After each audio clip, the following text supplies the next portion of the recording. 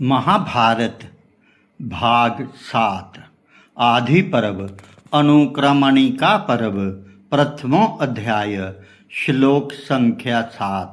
श्लोक है कृत आगम्य यते सोते कवचायं विहरत सत्वया काला कमलपात्रकश संशयितत्परचशतो मम।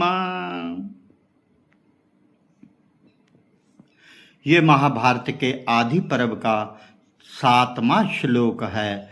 पिछले श्लोक में जब एक ऋषि ने कथा की भूमिका यानी प्रस्तावना बनाई, तब इस श्लोक में वे सीधे सूत जी से उनकी यात्रा और समय बिताने के विषय में आदरपूर्वक प्रश्न पूछ रहे हैं। इसका सामान्य हिंदी अर्थ है, ऋषि ने पूछा, हे कमल जैसी सुंदर और शांत आंखों वाले सोते यानी सूत पुत्र, आप कहाँ से आ रहे हैं और आपने अपना ये पिछला समय कहाँ कहाँ विचरण करते हुए बिताया है? मुझ जिज्ञासु को ये सब विस्तार से बताइए। गहरा दार्शनिक भावार्थ। ये श्लोक साधारण शिष्टाचार का प्रश्न लगता है, लेकिन कमल पात्राक्ष और काल जैसे शब्दों के प्रयोग के कारण इसमें गहरा आध्यात्मिक और सामाजिक दर्शन छिपा है। कमल पात्राक्ष वाक्ता की आंतरिक स्थिति का प्रतीक ऋषि ने सूत जी को कमल पात्राक्ष, कमल के पत्ते जैसी आंखों वाले कहकर संबोधित किया है। भारतीय दर्शन में कमल की आंखें केवल शारीरिक सुंदरता का प्रतीक नहीं है, कमल कीचड़ में रहकर भी उससे अछूता रहता है। दार्शनिक संदेश। एक सच्चे इतिहासकार, पौराणिक या तत्वज्ञानी की आंखें कमल जैसी ही होनी चाहिए, अर्थात बिल्कुल निष्पक्ष, शांत और संसार के राग द्वेष से अछूती। ऋषि ये पहचान लेते हैं कि सूत जी की आंखों में सत्य को देखने और व्यक्त करने की गंभीरता है।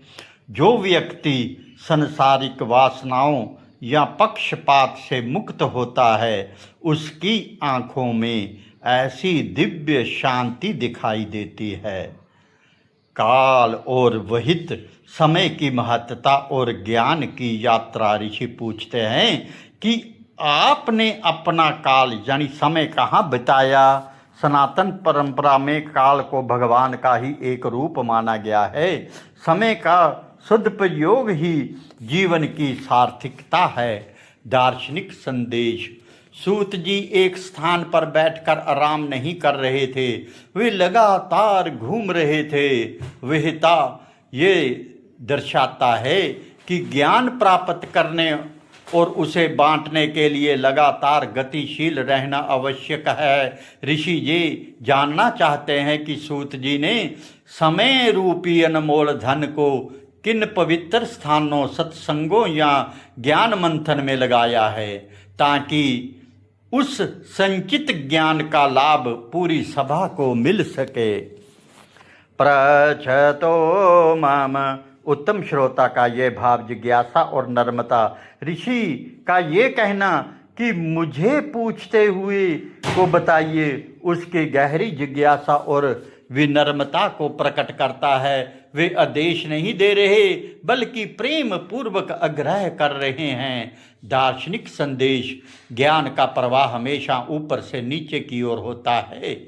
जब तक पूछने वाले के मन में नम्रता और जानने की सच्ची तड़प नहीं होगी, तब तक गुरु या वक्ता अपने ज्ञान के गुप्त कोश को नहीं खोलता। ऋषि का ये आदरपूर्ण प्रश्न ही आगे चलकर सूत जी के मुख से जन्मजय के सर्प सत्र और महाभारत के अद्भुत प्रसंगों को प्रकट करवाता है। हरिओम तत्सत। जय श्री कृष्ण।